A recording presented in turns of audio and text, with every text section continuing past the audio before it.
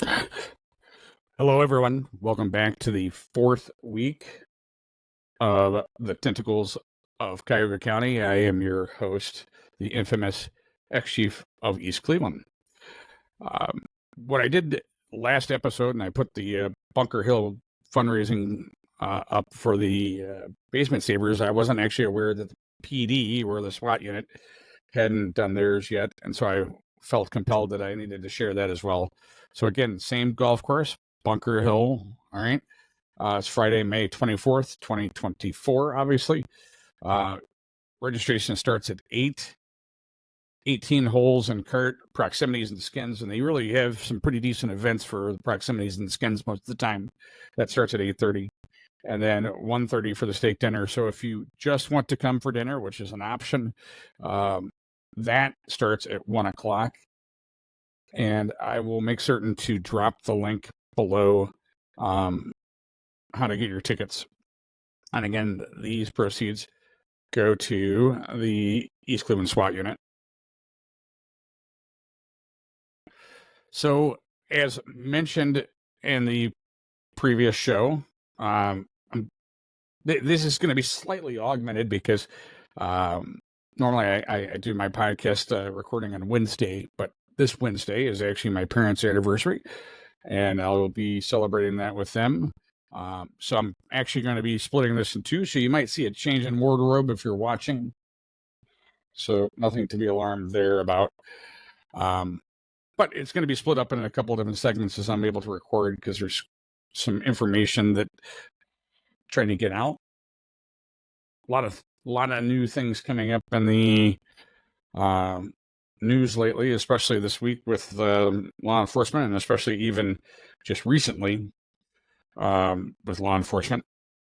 Probably one of the largest things that came out is the death of Officer Straub from Parma Police Department.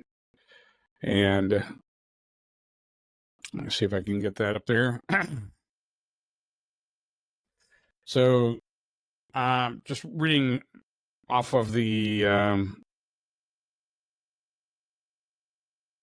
Parma Police Facebook page, Parma Police Chief Chase Blair announced with regret the passing of Officer Candice Straub. Officer Straub, who joined the Parma Police Department in December 2019, made her history as the first female officer appointed to the Parma SWAT team. Blair expressed deep sorrow, stating, "We are deeply saddened by Officer Straub's sudden passing. She always lit up the room with her smile, as well as her beautiful soul. Her courageous spirit was infectious to those who she worked with. She was well respected by all who came into contact with her. She will be truly missed by our department and all those that knew her." Blair requested thoughts and prayers for Officer Straub's family, friends, and coworkers during this challenging time. And so there are a lot of conjecture going on. Obviously, I'm not going to speak out relative to it, but any time of passing an officer, especially this young, goes on, especially in Cuyahoga County, it needs to be noted.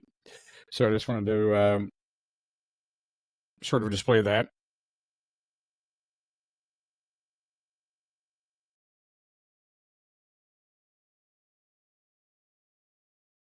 So when I originally started this show, it had a double premise. One was to expose what I felt was the corruption from the Cuyahoga County Prosecutor's Office, especially towards the City of East Cleveland Police Department, myself being included, and also to support law enforcement, because I think that's very imperative, especially in today's climate. And when I started this show, I had no idea that this might be considered might turn into a full-time job for myself. I've received a ton of mail, email, WhatsApp, Signal messaging relative to the things that are going on in Cuyahoga County, and I do appreciate that.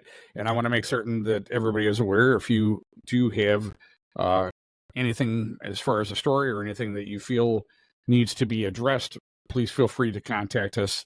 It is the Tentacles of Cuyahoga County at gmail.com is the best way to get that rolling.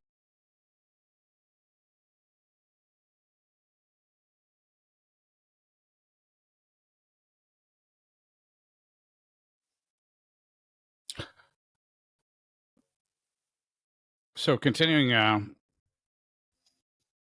our transition, I keep forgetting to do that. So continuing with our theme here of everything that's being misprosecuted with law enforcement, wanted to talk about a news story that came up on April 17th, and this is actually from the NJ.com, New Jersey. Mercer, a federal judge in Trenton, signed an order Tuesday dismissing the final criminal charges against Anthony Villanueva, the former Trenton police officer who has been acquitted twice by juries in separate excessive forces. Since 2019, when he was first charged for incidents in 2017, Villanueva steadfastly refused to entertain a plea agreement offers from federal prosecutors, saying he was ready for the risk of going to trial and would not bow in his beliefs. He did not believe he did anything wrong. Boy, does that sound familiar. Now he is clear of any pending criminal matters. I'm happy this nightmare is over, Villanueva said to New NJ Advanced Media Tuesday evening. My family and I have endured a lot over the last 7 years. I have always had faith that the truth would come to light one day and I would be proven innocent. The Trenton Police Department terminated Villanueva in 2018 for his actions in the second 2017 incident when he was accused of unlawfully pepper spraying an inmate in the Trenton Police lockup. He's been working for staffing companies since his termination and said of his future plans. At this point, moving forward, I will be speaking with my family as well as my attorney to explore all of my options. His attorney, Jerome Ballartaro, rejoiced in the outcome of the case, saying the government rarely loses criminal cases, and it's even harder to beat the feds on 5 charges in 2 separate cases. But they lost this time, and we're very happy about it. Attorney added, the fact of that matter is there are times when police officers should be prosecuted for violating citizens' rights. It just so happens this was not one of those cases. The U.S. Attorney's Office for New Jersey declined to comment on Tuesday. And going on a little more of the background, he first went on trial in 2023 with another Trenton police officer, Drew Inman, for their actions during an April 2017 arrest. It was followed a lengthy police pursuit. Again, sounding familiar, from the government prosecuting relative to police officers doing their jobs, and that, of course, is my words. The jury acquitted Villanueva of violating the man's civil rights and for allegedly filing 2 false police reports about the incident. The jury acquitted Inman of filing a false report, but was initially hung on the civil rights charge. The judge in the case later acquitted Inman of using excessive force and returned to the city force in 2023. And again, just 2 bites at the apple. And honestly, his attorney is actually very much correct, because federal prosecutors generally do not take a case unless they know that it's a slam dunk. That's just the way it is. They have very high conviction rates for a reason. They don't take anything that they are not pretty certain that they're going to get. And so again, twice, this poor guy's out here doing his function, doing his job twice. Someone has made a determination that it was excessive, but thankfully a jury acquitted him. Now, obviously, probably his career sounds like has no consideration, and just as I would have no consideration of going back into law enforcement at this point, the climate is just too volatile at this point to get into law enforcement, and I total respect for anybody who is still in the game. We're wrapping up about 7 minutes at this point, so I'm going to take my break.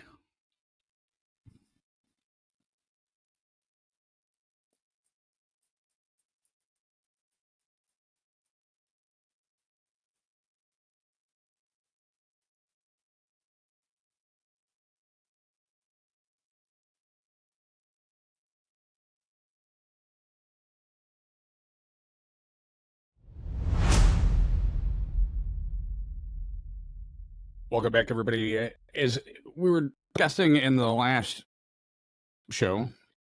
podcast, I was originally going to have somebody, a trainer from Opata on, but in the most likes of anything in the police world, he had a lot of overtime that he was having to work this week, and so it didn't work out. So I wanted to discuss a topic that was near and dear to everybody's heart, and especially with the recent events in Akron, Ohio. I know I was in law enforcement 95 to 2022, and I never recall any officer going out on the street right before, after roll call, saying, "Hey, I want to shoot somebody. I want to really escalate something and kick somebody's ass." It just doesn't happen. It's not that way, folks. It's a lot better. I used to say that law enforcement officers basically make the same amount of money whether I'm drinking Starbucks or Dunkin' Donuts, or going out and actually enforcing something. So, I mean, we're getting paid the same amount of money. We're not getting any type of, we're not getting any kickback from, we're not getting the free toasty oven for the 5th citation that we write. We're trying to basically make it through our shift by performing our duty and not trying to get into anything. I found this really in-depth, interesting article written by Real Clear Investigations. The title of the article is "Why Fatal Police Shootings Aren't Declining, Some Uncomfortable Facts." And they break it down into a couple different parts. And the first part is the math. There are some 18,000 police departments in the United States with a population of more than 335 million people, leading to some 50 and 60 million annual encounters between police and civilians. According to an analysis of Justice Department data, said Justin Nix, a criminal justice professor at the University of Nebraska. Nix said only a tiny fraction of those interactions, and he's saying, quote, "We're talking about some 2% a year result in legal gunfire," end quote. Under present circumstances, he said the ballpark figure of 1,000 fatal police shootings annually is baked into the cake, adding, "You have to wonder what all the reforms can do that would really make a dent in this." He further continued, "What's more, police aren't exaggerating the lethal threats they face. In 2023, and I should back up for 1 second, at one point, the Washington Post began creating a database when this all became very newsworthy. The Washington Post started basically accumulating all of the data of all lethal shootings, since there really was no data being kept by any type of organization, any type of government organization. So we'll have to assume that the Washington Post is correct, which I have no reason to doubt that they are, but this is from their data. I wanted to stop and explain. So we'll continue now. In 2023, the Washington Post database showed 83% of people killed by police bullets were armed, 62% with a gun, and another 15% with a knife. Percentages that criminologists said have held steady over the years. In other cases, officers are facing potentially lethal situations with vehicles or even deranged people charging them with swords, hatchets, or garden tools. And again, the going back to what I was saying, no officer goes out looking to escalate issues. And I think that's a very much public misconception, only because of the Fourth Estate, what the Fourth Estate should be. And this segues right into my number 2 from the article, which was media coverage. So basically, the second media coverage distorts the circumstances of most fatal police shootings. Several criminal justice professors stressed that the overwhelming majority of the lethal shootings by police involve clear justification. Nevertheless, the media and its audience tend to focus on those deaths where there is no clear justification or where the claim of justification appears dubious. So I wanted to show an example of this. And again, I actually did just see an article relative to the initiation of the new Akron chief.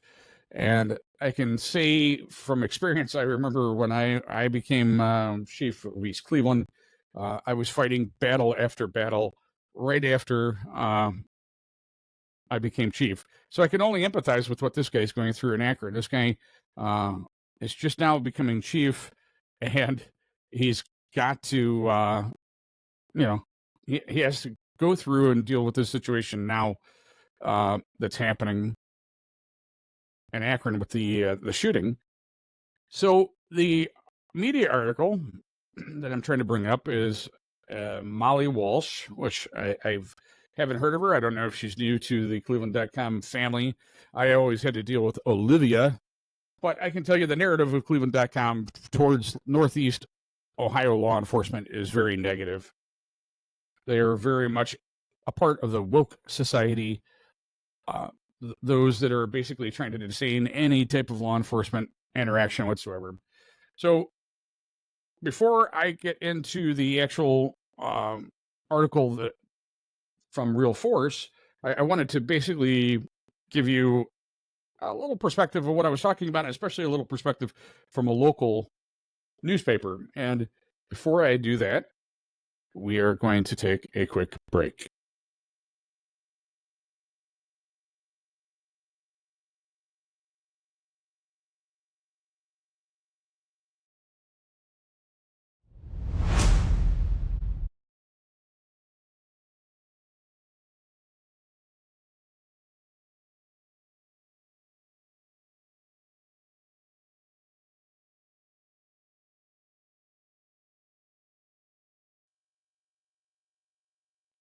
Welcome back. And like I was saying, so we have this article written by Molly Walsh from the Cleveland.com, and the article starts off: the Akron police officer who shot a teenager April 1st has a history of breaking department policy.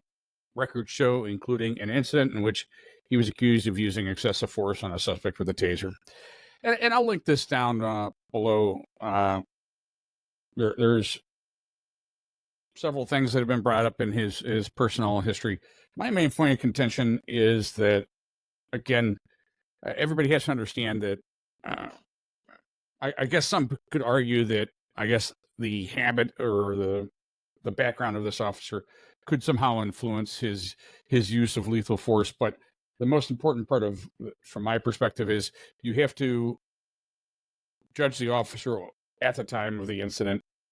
You can't take anything in hindsight. Again, this is Monday morning quarterbacking at its finest by Cleveland.com here to disparage the officer. What you really need to investigate and look at is the individual situation at hand that the shooting took place. So getting back to my article here,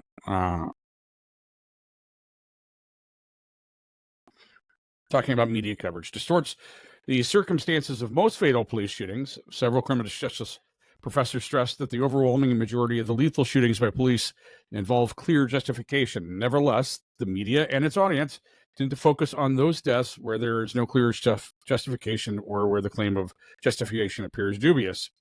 And again,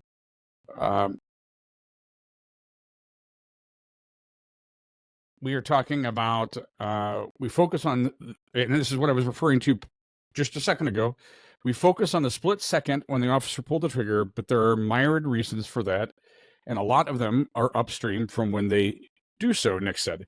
We need to move beyond that till the final frame to understand why the encounters ended up the way they did. He brings up a very interesting comparison with Michael Brown's death in Ferguson as a case in point. In the immediate aftermath of a shooting, a vision of events quickly took hold that Brown, 6 foot tall and weighing more than 290 pounds, was a, quote, gentle giant. Hopefully everybody remembers that, because I do. I remember that description coming out of the media right after that shooting. Gentle giant who had been in the roads, submissive with hands raised, saying, "Don't shoot." Somehow, again, this makes it to the media, and this is me talking here. This isn't part of the article. Somehow this part makes it into the media, and everybody's running with it. For the longest time, I thought he was a gentle giant. He had his hands raised, was screaming, "Don't shoot."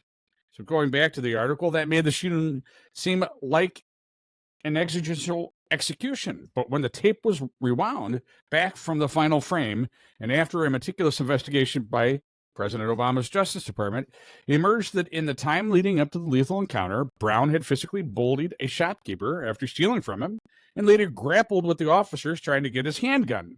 He never raised his hands to surrender. No charges were brought against the officer. So the several officer-involved shootings that took place while I was chief in East Cleveland came under very tremendous media scrutiny, again, especially from Cleveland.com. And unfortunately, this is one of those situations, and I'm a pretty much a libertarian at heart, and this is one of those situations where you have to allow an investigation to take place before you start making comments. And it's very irresponsible for the Fourth Estate to essentially, that's becoming the nature of the Fourth Estate. We're going to make statements now because that's the bottom line, and then we'll try to retract or make some sort of distinction later that we were incorrect about what we were initially reporting. Well, how about you report what's true and accurate the first time? So continuing with the article, the third issue they bring up is the distorted public perception of racial bias also heighten alarm. Research also challenges the idea that African Americans are targeted by police. In 2023, the Guardian newspaper published a data set mapping police violence, including not just shootings from all lethal encounters involving the police. It concluded that black people were killed at a rate 2.6 times higher than white people. But such raw numbers ignore the fact that blacks are more likely to commit crimes. In a seminal study of Houston police that echoes other findings, Roland Fryer, a black economist at Harvard University, reported, on the most extreme use of force, officers-involved shootings, we find no racial differences in either the raw data or when the contextual factors are taken into account. Once the number of police encounters was factored in, Fryer found police were markedly less likely to shoot at blacks and Hispanics than at whites. After publishing his paper, whose conclusion he found so surprising that he ran the numbers twice, Fryer said, quote, all hell broke loose, unquote. He told Barry Weiss of the Free Press, quote, I had colleagues take me to the side and say, don't publish this, you'll ruin your career, end quote. And I guess the ironic thing that I actually remember his report coming out, and I remember very much of what he was just describing and talking about. No one gave this guy any type of credibility because of the, quote, outlandish, end quote, things that he was saying in his report. And we will take a quick... My buttons never... We'll take a quick break.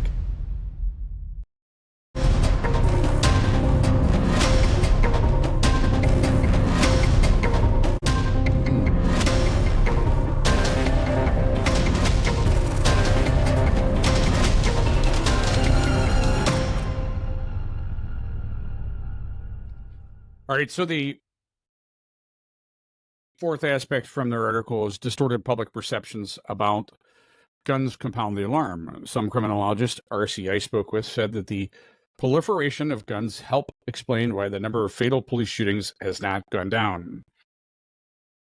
Americans have bought more than 60 million firearms since the COVID pandemic, and purchases are rising. But while Americans now own about 400 million legal firearms, the percentage of households possessing at least one firearm has, with ups and downs, remained largely unchanged since 1972, and that's at about 43%, according. Although several states have passed concealed carry laws, there is no consensus among experts about their impact. Evidence that concealed carry laws may increase violent crime is limited, a Rand Corporation study found. So finally, police departments can make meaningful adaptations to making a difference, but aren't doing so. Criminologists say there's been more talk than action regarding police reforms since 2015, even after the high-profile turmoil and budget-focused and largely unsuccessful defund the police campaigns that activists led after the deaths of Brown in 2014 and George Floyd in Minneapolis 6 years later. Quote, policing does not change fast, end quote, said Philip Sensen, a criminal justice professor at Bowling Green State University who specializes in police crime, or, quote, the arrest of sworn officers, end quote. To my knowledge, firearms training and use of force training has not substantially changed across policing. It is business as usual in policing, and that is why we haven't seen a reduction in police shootings.